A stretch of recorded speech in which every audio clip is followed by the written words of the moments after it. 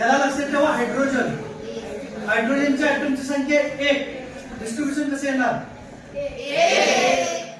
2 number कोण आहे? Helium. हेलियमचे किती आहेत ऍटम?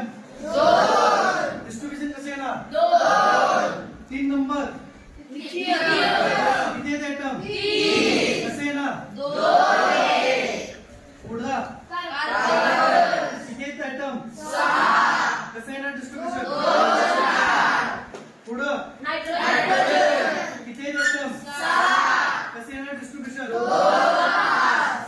पुढचा किती आहेत ऍटम? 8. कसे येणार डिस्ट्रीब्युशन? पुढचा किती आहेत ऍटम? 9. कसे येणार डिस्ट्रीब्युशन? पुढचा किती आहेत ऍटम? 10. कसे येणार? पुढचा किती आहे डिस्ट्रीब्युशन?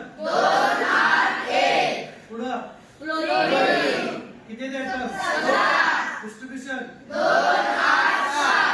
पुढचा आयटम किती आहेत ऍटम? डिस्ट्रीब्युशन? पुढचा डिस्ट्रीब्युशन? डिस्ट्रीब्युशन कसं येणार? ओके, म्हणजे याच्यावर आपण लक्षात ठेवू शकतोय सगळ्यात छोटा आणि सगळ्यात मोठा. प्रत्येकाचा आयटमची संख्या आणि त्याचं के एल एम एन मध्ये 2, 8, 18, 32 याप्रमाणे काय करायचं?